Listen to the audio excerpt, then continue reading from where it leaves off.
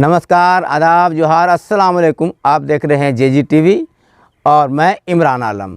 आप लोगों से आग्रह है, अगर आप लोगों ने जेजी टीवी को सब्सक्राइब नहीं किया है तो सब्सक्राइब कर लें, आइकॉन घंटी दबाएं, लाइक करें, शेयर करें और कमेंट बॉक्स में जाकर अपनी राय दें। फिलहाल देखिए आज की खबरें। पुरानी पेंशन की मांग को लेकर राज्य के कर्मी आंदोलित है। पुलिस मेंस एसोसिएशन ने भी वादा पूरा करो सरकार के तहत 15 और 16 दिसंबर को आंदोलन करने का निर्णय लिया है। इसी क्रम में वादा पूरा करो सरकार बैज लगाकर पुलिसकर्मी आंदोलन कर रहे हैं। पुलिस मेंस एसोसिएशन के पदाधिकारियों ने कहा कि 2004 में अटल बिहारी वाजपेयी की सरकार ने कर्मचारियों के साथ जुल्म किया था और कर्मचारियों के बुढ़ापे के सहारा पेंशन को छीन लिया था। लेकिन 2019 में राज्य के वर्तमान मुख्यमंत्री हेमंत सोरेन ने पुलिस मेन एसोसिएशन एवं पुरानी पेंशन की मांग कर रहे आंदोलनकारियों को ये वादा किया था कि आप हमारी सरकार बनाएं, हम अपने पहले ही कैबिनेट में पुरानी पेंशन को बहाल करेंगे। लेकिन 2 वर्ष होने के बाद भी पुरानी पेंशन को बहाल नहीं किया गया है। कहा अब आंदोलन और तेज किया जाएगा। हम लोग पुरानी पेंशन की मांग को लेकर के यहाँ पूरे राज्य में इसका आंदोलन चल रहा है और इसका जो प्रांतीय अध्यक्ष हमारे विक्रांत सिंह हैं उनकी अध्यक्षता में हो रही है।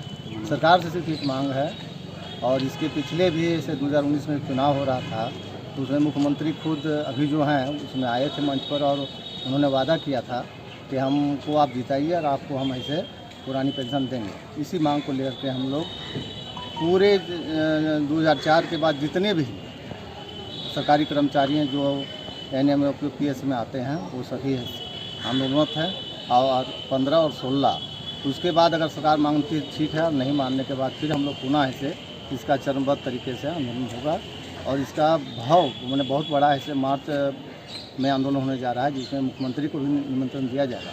अगर मानते हैं तो ठीक है, नहीं मानते हैं तो हम लोग सामूहिक रूप से अवकाश पर भी जा सकते हैं। इसकी घोषणा बाद में की जाएगी। जिला स्तरीय मुख्यमंत्री आमंत्रण कप फुटबॉल प्रतियोगिता का फाइनल बुधवार को गिरिडीह स्टेडियम में खेला गया, जिसमें देवरी की टीम ने गिरिडीह की टीम को 1-0 से परास्त कर विजेता होने का गौरव हासिल किया।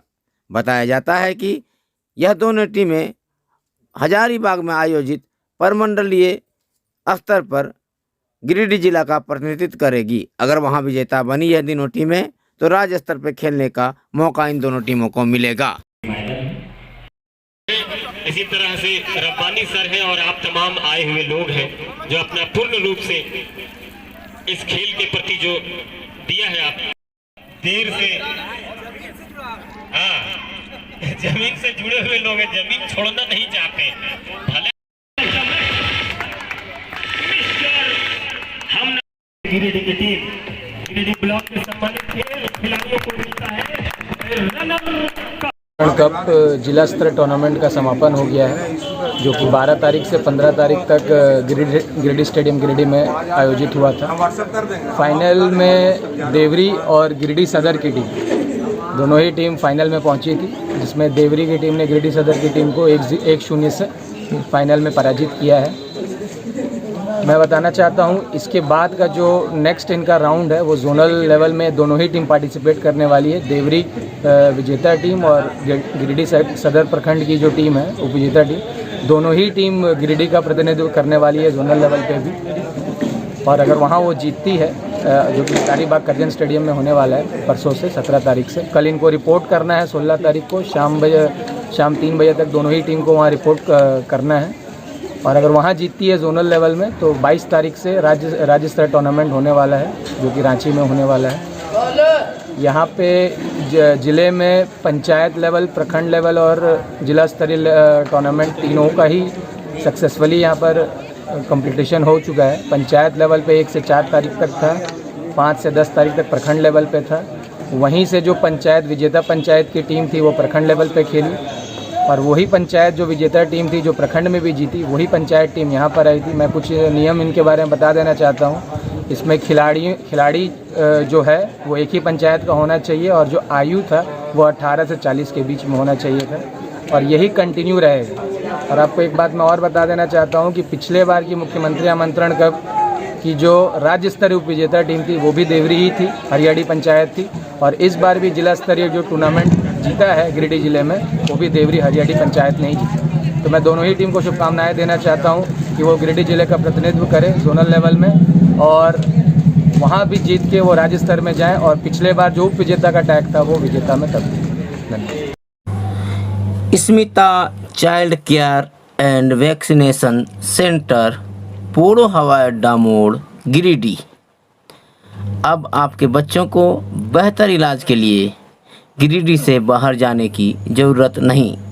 Smita child care and vaccination centre, पोड़ो हवाई अड्डा मोड़, गिरिडीह में प्रसिद्ध शिशु रोग विशेषज्ञ डॉक्टर विप्लव शास्त्री बच्चों का इलाज करते हैं। यहाँ सभी तरह के बच्चों के भर्ती होने की सुविधा मौजूद है। इस अस्पताल में NICU, phototherapy, warmer, immunisation, nebulisation, बड़े बच्चों के लिए बेड की सुविधा और अनुभवी लैब टेक्नीशियन के द्वारा जांच की सुविधा मौजूद है। तो अब आपके बच्चों को बेहतर इलाज के लिए बाहर ले जाने की ज़रूरत नहीं, बल्कि Smita child care and vaccination centre, पोड़ो हवाई अड्डा मोड़, गिरिडीह में अपने बच्चों का बेहतर इलाज करावें और सभी सुविधाओं का लाभ लें। डॉक्टर विप्लव शास्त्री, शिशु रोग विशेषज्ञ, पोड़ो हवाई अड्डा मोड़, गिरिडीह, झारखंड।